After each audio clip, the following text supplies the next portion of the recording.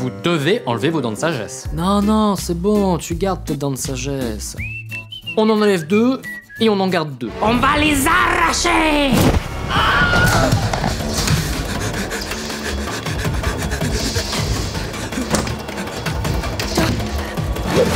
Je suis le Dr Thomas de la CHD et je vous souhaite bienvenue dans A à Z, l'émission qui répond à toutes les questions de la médecine dentaire. Aujourd'hui, vous saurez tout sur les dents de sagesse.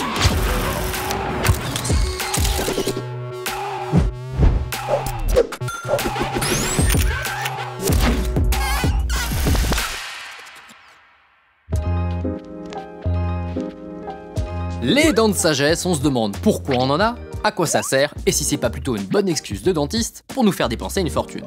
Alors pour comprendre si c'est véritablement le cas, je vous propose de remonter dans le temps il y a plus d'1 million d'années.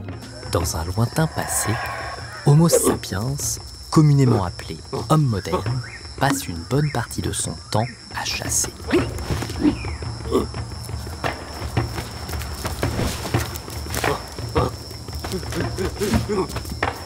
Une fois sa proie capturée, c'est notamment à l'aide de ses dents de sagesse qu'il parvient à mastiquer la viande crue. Cependant, il ne se doute pas que 2 découvertes majeures vont bouleverser son évolution. La création d'outils pour faciliter la découpe de la viande en petits morceaux et la domestication du feu lui permettront d'attendrir sa nourriture. Ces 2 évolutions majeures auront pour conséquence de réduire les efforts et le temps nécessaires à la mastication, ce qui s'est traduit de façon anatomique par une réduction de la taille des mâchoires. Moins de place pour le même nombre de dents, ça crée un souci d'encombrement dans le fond de la bouche, et c'est la raison pour laquelle nos dents de sagesse ne servent plus du tout à mastiquer et ont même de la peine à sortir. Et l'évolution va plus loin. Puisqu'elles ont de moins en moins d'espace pour sortir, eh bien figurez-vous qu'elles ont tout simplement tendance à disparaître. 25% de la population présente désormais une agénésie, c'est-à-dire qu'au moins une de leurs dents de sagesse n'existe même pas. Elle est trop bien cette vidéo, je like et je m'abonne. Mais alors, comment on sait si on a des dents de sagesse ou pas? Excellente question. On dit qu'elles apparaissent autour de 18 ans, mais en réalité elles peuvent sortir à n'importe quel moment. Et ça peut d'ailleurs causer des problèmes à un âge avancé lorsqu'on réalise un dentier et que la dent de sagesse pousse, voire interfère avec ce dernier. Alors la seule façon de savoir combien on en possède, comment elles poussent et s'il faut les retirer, c'est de passer dans cette machine.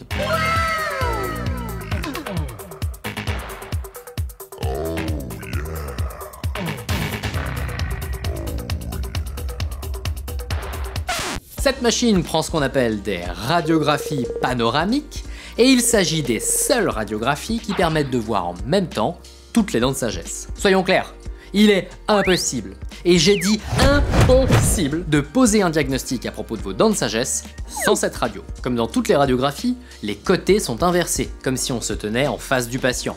On y aperçoit la mâchoire du haut, appelée maxillaire, les dents du haut, la mâchoire du bas, appelée mandibule, et les dents du bas. On peut alors noter la présence ou l'absence des dents de sagesse. Et pour savoir si on doit extraire ou non vos dents de sagesse, je vous ai préparé un petit résumé dont vous me direz des nouvelles.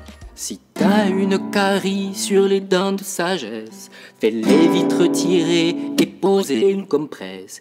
Et quand elle résorbe la molaire d'à côté, tu peux immédiatement les faire enlever. Si c'est une douleur qui diffuse dans la joue, extrais-les rapidement et c'est bonheur d'un coup.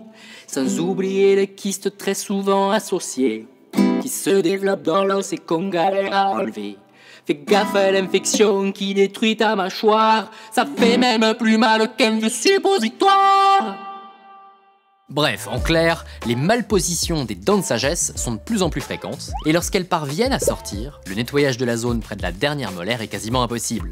On assiste à la stagnation de nourriture et de bactéries qui mènent à un début d'infection appelé péricoronarite. Il s'agit d'un signe visible, la douleur, mais d'autres catastrophes peuvent se développer sans que vous puissiez le ressentir, comme par exemple les kystes ou la résorption de la molaire adjacente. Et quel est le seul moyen d'éviter ça? Les arracher! Alors oui, mais ça n'existe plus vraiment d'arracher les dents. En chirurgie, la clé de la réussite, c'est d'être capable de voir les structures anatomiques. Alors donnez-vous de la clarté. Une fois l'anesthésie réalisée, il est souvent nécessaire d'ouvrir la gencive sur environ 5 à 10 mm, puis de la récliner de chaque côté. Soit la dent de sagesse est immédiatement visible, on parle alors de dents semi-incluses, soit on doit retirer une petite pellicule d'os pour y accéder, et la dent est considérée comme incluse. L'étape suivante consiste à séparer la couronne de la dent, puis ses racines, suivant des techniques extrêmement précises qui dépendent de leur anatomie et de leur courbure. Ça paraît presque simple, mais de nombreux facteurs compliquent ces extractions. L'anatomie des racines, la profondeur de la dent dans la mâchoire, sa position dans la mâchoire, l'ouverture buccale du patient, la densité osseuse, ou encore la proximité avec le nerf alvéolaire. Allez, il fallait bien que je vous parle du nerf alvéolaire.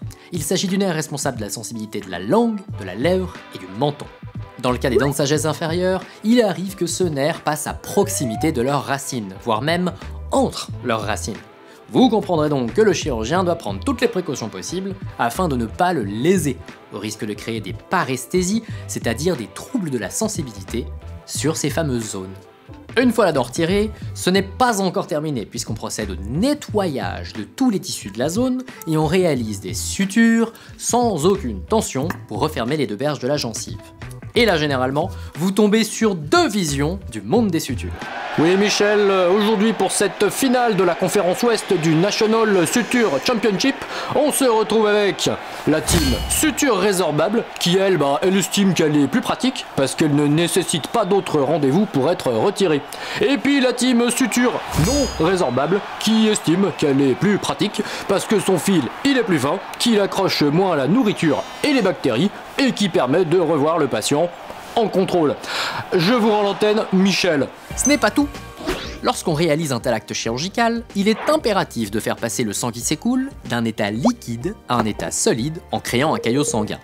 Ce caillot est responsable de la différenciation entre les cellules de la gencive et celles de l'os. Vous êtes d'ailleurs très nombreux à nous dire qu'il vous reste souvent un trou béant plusieurs semaines après l'extraction.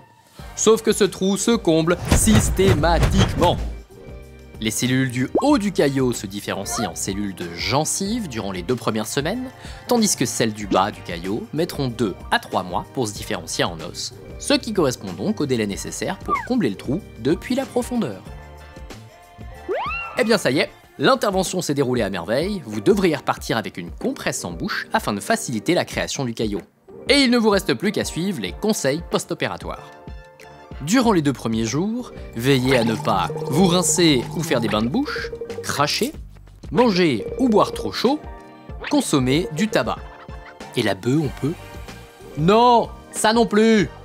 Veillez également à ne pas consommer d'alcool ou de faire du sport de façon trop intense.